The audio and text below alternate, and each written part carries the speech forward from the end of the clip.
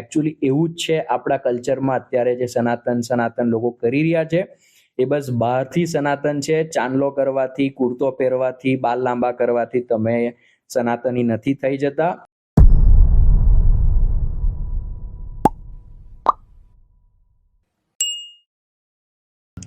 કેમ છો ગુજરાતીઓ? વેલકમ બેક ટુ બે ઘડી બેઠક. અને આજની જનરેશન કે આજનો યુગ એવો છે ને કે નેગેટિવિટી તરફ આપણે બહુ જલ્દી વળી જતા હોઈએ છીએ. અને જ્યારે એમાંથી નીકળવા એક પોઝિટિવ ઓરા કે પોઝિટિવ એનર્જી જોઈએ ને, એટલે આધ્યાત્મિકતા, સ્પિરિચ્યુઆલિટી હંમેશા પહેલા આપણા મગજમાં આવે. અને એના માટે એક ઉત્કૃષ્ટ વ્યક્તિત્વ કઈ હોય એટલે સાયબર જીમ.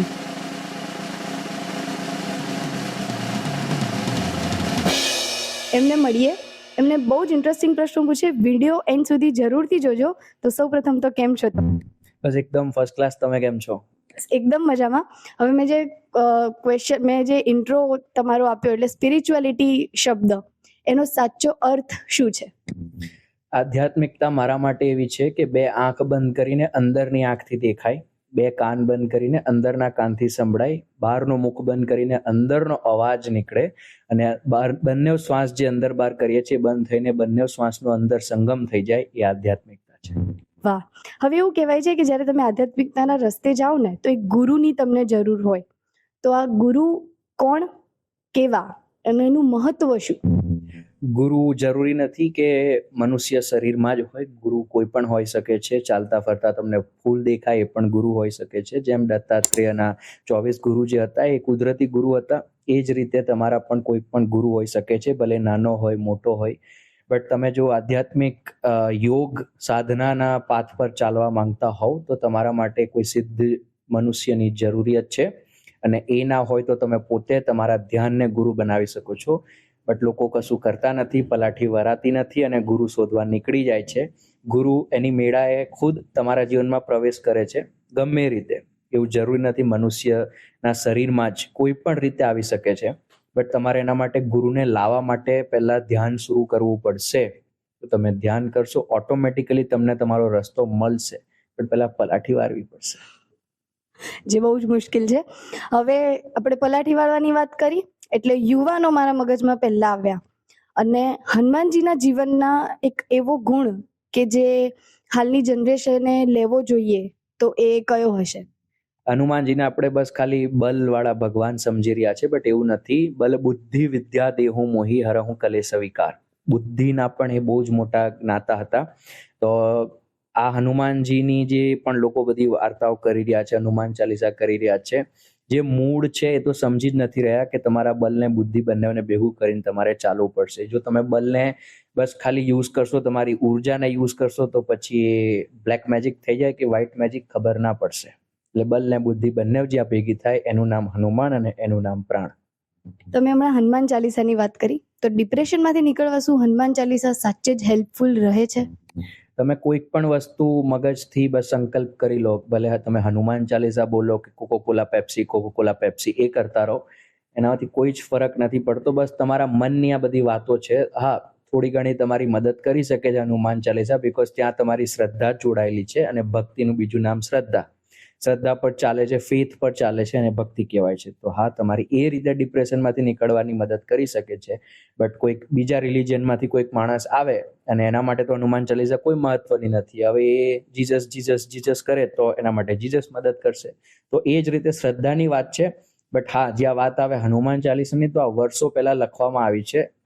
તુલસીદાસજી જ્યારે હનુમાન ચાલીસા લખી હતી, તો એ દિવસથી લોકો હનુમાન ચાલીસા કરતા આવ્યા છે. અને એટલે એ શબ્દોના, એ જે અંદર આપણે લાઇન્સ બોલીએ છીએ, એ બધાનું થોડુંક વાઇબ્રેશન રીતે જોવા જઈએ તો એનું મહત્વ છે. અને એ રીતે આપણી મદદ કરી શકે છે.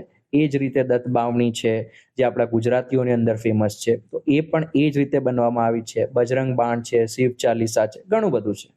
તો એ કરી શકે છે મદદ, બસ તમારે સંકલ્પ સાથે કરવું પડે. મહામૃત્યુંજય જપ, એનું જપ જ કરવાથી એક બહુ જ સારો ઇમ્પેક્ટ એક વ્યક્તિના જીવનમાં પડી શકે છે. તો એ કેટલા હદ સુધી પડી શકે છે? મહામૃત્યુંજય મંત્રને લોકોએ સમજો છે કે મૃત્યુથી બચવા માટેનો આ મંત્ર છે, મૃત્યુથી આપણને બચાવી લેશે. એકચ્યુઅલી એવું નથી. મહામૃત્યુંજય મંત્રની જે લાસ્ટ લાઈન છે, એમાં એવું સમજાવવામાં આવે છે કે મને ખબર છે કે હું અમર નથી, હું એક દિવસ મરી જઈશ, તો મારામાંથી આ મૃત્યુ અને જીવનનો જે ડર છે એને કાઢી નાખો. અને આપણે મૃત્યુ અને જીવનથી પરે છે, મૃત્યુ અને જીવન જેવું કશું હોતું નથી. એના માટે એક સરસ મજાની વાર્તા કહીશ. ગંગા નદી એક દિવસ નીકળી. ગંગા નદી જેવા ત્યાંથી નીકળ્યા, એમને રસ્તે એક સાધુ મળ્યા. સાધુએ કીધું કે ગંગા તું તો બહુ મીઠી છે. તો ગંગાની અંદર એક મેમરી બની ગઈ કે હું તો બહુ મીઠી છું. પછી ગંગા થોડીક અગાડ વહીને જાય છે, ત્યાં બીજા સાધુ મળે છે. હવે એ સાધુ ગંગાને કહે છે કે ગંગા તારા તો બે કિનારા છે. એટલે ગંગાની અંદર બીજી મેમરી બની ગઈ કે મારા તો બે કિનારા છે. પછી ગંગા હજુ અગાડ જાય છે, ત્યાં એમને એક હજુ સાધુ મળે છે. હવે એ સાધુ છે જે ગંગાનું જે બહાવ છે, તેજ છે, વેગ છે, એને જોઈને કહે છે ગંગા તારી પાસે તો બહુ ફોર્સ છે, બહુ વેગ છે, તું બહુ બહાવથી વહે છે. એવી રીતે ગંગાની અંદર ત્રીજી મેમરી બની ગઈ. હવે ગંગા આગળ જાય છે તો એને દરિયો દેખાય છે. હવે ગંગાની અંદર બીક આવી, એ સામે દરિયો આવી ગયો. હવે હું મીઠી છું, એ ખારી થઈ જઈશ, મારા બે કિનારા છે અસીમ થઈ જશે, અને મારો જે ફોર્સ છે એ બધો શૂન્ય થઈ જશે, બીકોઝ દરિયાની અંદર કોઈનો ફોર્સ નથી ચાલતો. તો ગંગા હવે બીવા લાગી, બટ એનો કોઈ મતલબ નથી, બીકોઝ એ તો દરિયાની અંદર સંગમ થવાનું જ છે, કુદરત છે. તો ગંગા ગઈ સીધી દરિયામાં, ખારી થઈ ગઈ, કિનારા જતા રહ્યા અને બહાવ ઝીરો થઈ ગયો, શૂન્ય થઈ ગયો. બટ અહીંયા ક્યાં ઉભા રહેવાનું હતું? ઉપરથી એક વાદળ આવ્યું, દરિયામાંથી પાણી પાછું ખેંચી ગયું અને પાછું હિમાલયમાં નાખ્યું, અને ત્યાંથી પાછી ગંગા મીઠી થઈ ગઈ. જે ખારી હતી, બે કિનારા આવી ગયા, પાછો વેગ આવી ગયો.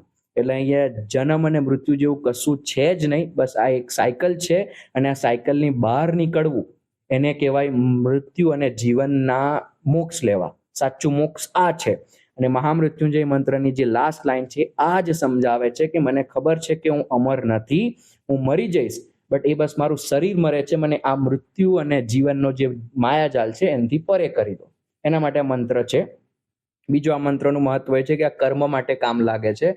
લોકો એવું વિચારતા હોય કે અમારા હોસ્પિટલમાં કોઈક બીમાર છે તો એ મહામૃત્યુંજય મંત્ર કરશું તો મે બી એમને મદદ મળશે, બટ એવું નથી. મહામૃત્યુંજય મંત્ર કર્મને સમાપ્ત કરવા માટે છે. તો મે બી એમનો એક્સિડન્ટ થયો હશે અને થોડા ઘણા કર્મ બાકી હશે, એટલે અટકી રહ્યા હશે જીવનમાં, મરવાના હશે બટ કર્મો બાકી છે, અટકી રહ્યા હશે, જેને આપણે કોમા કહીએ છીએ, કોઈ વાર કોમામાં જતો રહ્યો. તો તમે મહામૃત્યુંજય મંત્ર કરશો તો ઊંધું થશે કે જે કર્મ હશે એ સમાપ્ત થઈ જશે, તો એ જે જીવ અટકી રહ્યો હતો એ જીવ જતો રહેશે. તો મહામૃત્યુંજય મંત્રનો લોકોને સાચો મતલબ નથી ખબર, લોકો બસ યુઝ કરી રહ્યા છે. મહામૃત્યુંજય મંત્ર એ જ ભાવથી યુઝ કરવાનો છે કે શિવને કહેવાનું છે કે બસ મને મરણ અને જીવનના જે સાયકલ છે, જે માયાજાલ છે, જે સંસાર છે, એનાથી મને પરે કરો. બસ એ મકસદથી મહામૃત્યુંજય મંત્ર કોઈ કરે તો સિદ્ધ થઈ જાય. હમણાંનો જે જનરેશન છે ને એકદમ સનાતન ધર્મ તરફ વળી રહ્યો છે, અને આ બધામાં એક નાનકડી કડી અગર કોઈ કહી શકે તો એ છે નાસ્તિકતાની. હવે મારો પ્રશ્ન એવો કે નાસ્તિક એટલે શું? સુંદરકાંડ વિશે બધા જાણે છે. હનુમાનજી અને સીતા માતાનો જે લંકામાં સંગમ થાય ત્યાં સુંદરકાંડ કહેવાય છે ને.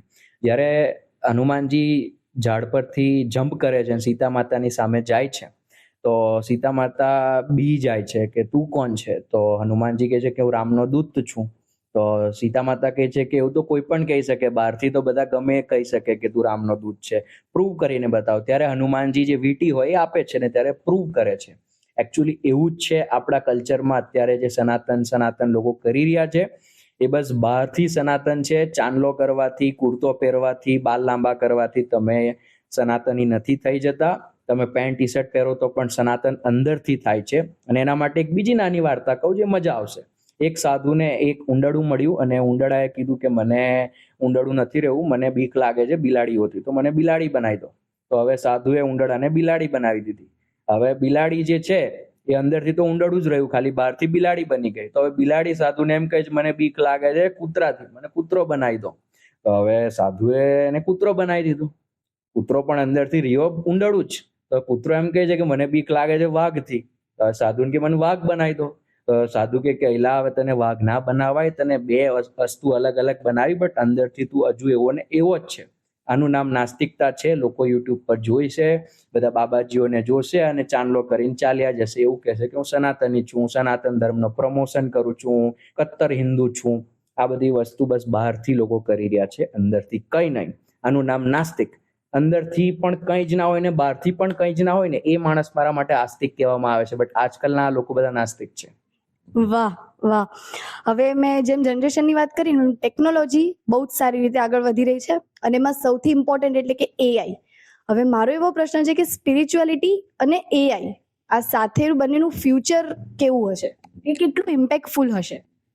ઇમ્પેક્ટફુલ એ રીતે હોઈ શકે છે કે અત્યાર સુધી આપણને બધી વસ્તુ સમજ નથી પડતી જે આપણા શાસ્ત્રોમાં લખી છે, ઉપનિષદોમાં લખી છે, જે ભગવદ્ ગીતામાં લખી છે. મે બી કાલની જે જનરેશન હશે એના માટે આ ઉપયોગી થઈ શકે છે જો એ યુઝ કરતા શીખી જાય એઆઈને. તો એઆઈ બહુ સરળતાથી આપણા આજના અનુભવ સાથે વસ્તુ સમજાવી શકે છે. અને બીજી વસ્તુ એ કે તમે જો એઆઈને એવું કહેશો કે મારા માટે ભગવદ્ ગીતાનો 3જો શ્લોક છે ચેન્ટ કર, તો એઆઈ બહુ સરસ રીતે આખો શ્લોક ચેન્ટ કરે છે અને સમજાવે છે. તો આ રીતે મે બી જે પહેલા સિસ્ટમ હતી ગુરુકુલની, એમાં જે બધું હતું, જેવી રીતે વેદ પુરાણને સમજાવતા, એ રીતે જો કોઈ સાચા દિલથી સમજવા માંગતું હોય તો એઆઈનો યુઝ કરીને સમજી શકાય છે. બાકી બીજી રીતે તો જ્યાં સુધી શોધાયું છે એને સાયન્સ કહેવાય, અને જે શોધવાનું બાકી છે એને સ્પિરિચ્યુઆલિટી કહેવાય. વાવ. હવે હું તમને જે ક્વેશ્ચન પૂછીશ ને એમનો તમારે એક વન વર્ડમાં और एक वन લાઇનરમાં, હા yes, kind of rapid fire. Okay, પહેલો ક્વેશ્ચન, ભક્તિ કોની કરવી? પોતાની. આવું કહેવાથી લોકો મારી પર ચડી જશે, બટ ભક્તિ તમે એની કરો જેની સાથે તમે કનેક્ટેડ ફીલ થતા હો. બાકી બધા તો મંદિરોમાં 4-5 ભગવાનને એક સાથે લઈને બેસી જાય છે, એનો કોઈ મતલબ નથી. કોઈ એક ભગવાન, એને આપણે ઈષ્ટદેવ કહેતા હોઈએ છીએ, તો એની ભક્તિ કરો જે તમને કનેક્ટેડ ફીલ થાય છે. બાકી બધાને સાઈડમાં મૂકો. હવે ઉપવાસ કરવા કેટલા યોગ્ય? મારી દાદી બહુ જ પાછળ પડી હોય મારા, સીધી ઉપવાસ કર, પણ એ નથી મેળ પડતો. તો આ બધા પહેલાના જે વડીલો છે એ બધા બસ ઉપવાસ કરવાનું કહે છે. બહારથી લોકો ઉપવાસ કરે છે, એ પ્રોપર અયોગ્ય વાત છે. ઉપવાસ મનની અંદરથી થવો જોઈએ. તમે બસ 11 કરી અને મગજમાં પીઝા બર્ગર આવતા હોય એને ઉપવાસ ના કહેવાય. એટલે બહારથી ઉપવાસ કરવો એ કોઈ યોગ્ય નથી, અયોગ્ય છે. સાચો ઉપવાસ અંદરથી થાય છે. અને ઉપવાસ ખાલી ભોજનનો નથી થતો, તમારા મનના વિચારોને જો તમે રોકી દો તો એને મૌન કહેવાય છે, અને એ મૌન પણ એક ઉપવાસ જ છે. વાહ. હવે સાધના કરવી યોગ્ય કે ભક્તિ કરવી યોગ્ય? જો તમે બંને વસ્તુને એક કરી દો, ભક્તિ અને સાધનાને, ભક્તિ તમે જરૂરી નથી કે ભગવાન જ કરી શકો, તમારા ગુરુ પ્રત્યે પણ ડિવોશન હોઈ શકે. જો કોઈ ડિવોટી સાધના કરવાનું સ્ટાર્ટ કરે તો સાધનામાં એને ફળ જલ્દી મળે છે. કોઈ અહંકારી સાધના કરે, ભક્તિ તમને અંદરથી નરમ કરી દે છે, તમને સમર્પણ ભાવ શીખવે છે, તમને ઝૂકતા શીખવે છે. અને જે માણસ ઝૂકી શકે એની સાધનામાં પ્રગતિ વધારે થઈ શકે છે. તો ખાલી ભક્તિ અને ખાલી સાધના નહીં, ભક્તિની સાથે સાધના કરો. હવે આજના કળિયુગમાં મારે કોઈ દેવને પ્રસન્ન કરવા હોય તો એ કોને? કાલભૈરવ. અને કેમ? કાલભૈરવ સમયના ભગવાન છે, અને સૌથી નજદીક આપણી કંઈક છે તો એ છે સમય. રાત્રે તમે સુવા જાઓ ત્યારે તમે 11:30 સુવા જાઓ છો, તમને ખબર છે કે 11:30 થયા છે, કાલભૈરવ છે, સમય છે. બટ તમને ઊંઘ આવી જાય પછી સમયનો તમને અંદાજો નથી થતો. એને શૂન્ય કહેવાય, અને શૂન્ય શિવ છે.